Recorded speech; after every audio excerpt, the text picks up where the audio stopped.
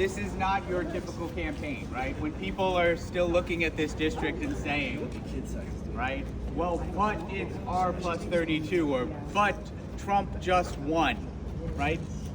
That's assuming that none of this happens, right? That's thinking that this is just another normal election where there has been no real campaign here. There's been no one out messaging, reaching out to voters, talking to people, that there is no actual counterforce in this area, right? These things, these people weren't here for District 6 when Trump won by 30. They weren't here in District 6 when Waltz won by 32, right? This is special and different. This is why we're winning, because people are responding to the message, people are coming out, and there is an urgent need from what's happening in Washington that this race in this moment is our opportunity to hold the line and fight back.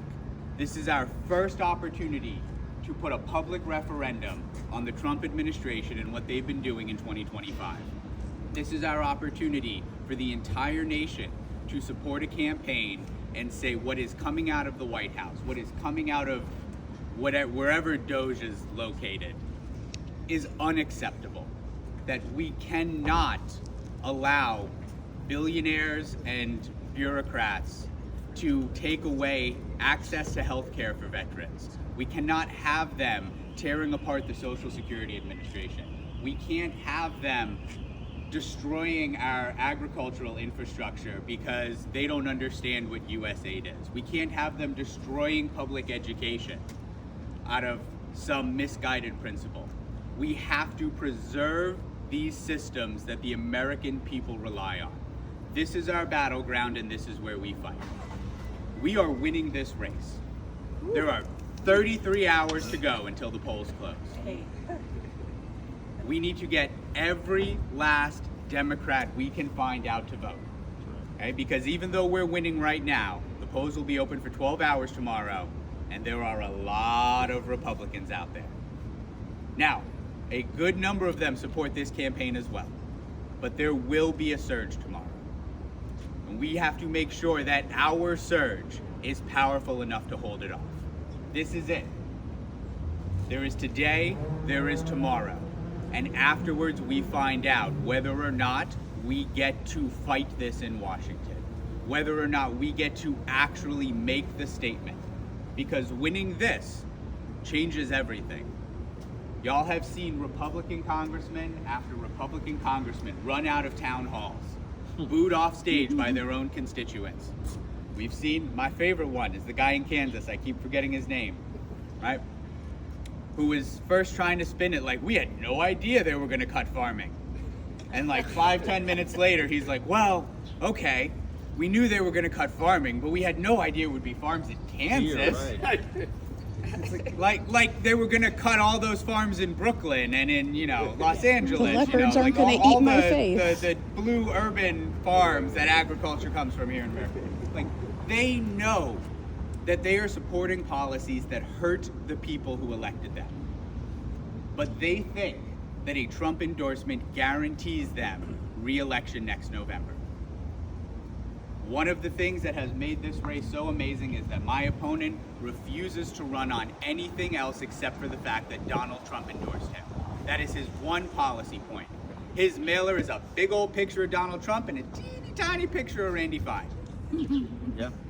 When he loses, it will show every Republican elected in this country that a Donald Trump endorsement does not guarantee you re-election. It is going to force, maybe not all of them, but a strong number of Republican congressmen to have to begin working in the best interest of their constituents. They are going to have to fight for the people who elected them, or they will be out of work next November. And with a margin as narrow as it is in the House, that means we take back control and we stop Doge. We stop Project 2025. We preserve these systems. Because in 2028, look, I'm not going to tell you, we're going to win this and pass Medicare for all. Medicare for all is not getting passed while Donald Trump is president. Right? But if we preserve the systems we have, if if we keep them from getting destroyed for the next 3 years, we will take back the White House in 2028.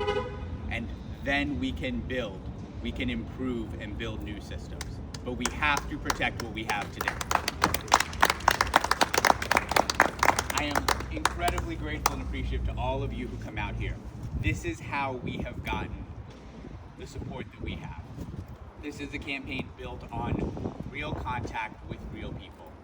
Canvassers for this campaign have knocked on over 700,000 doors since not even the whole campaign, that's just since the primary ended on January 28th. So in the last 2 months, getting out and meeting real people is how we are changing hearts and driving out the vote.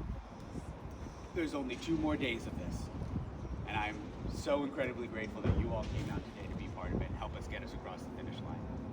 So thank you so much for all of your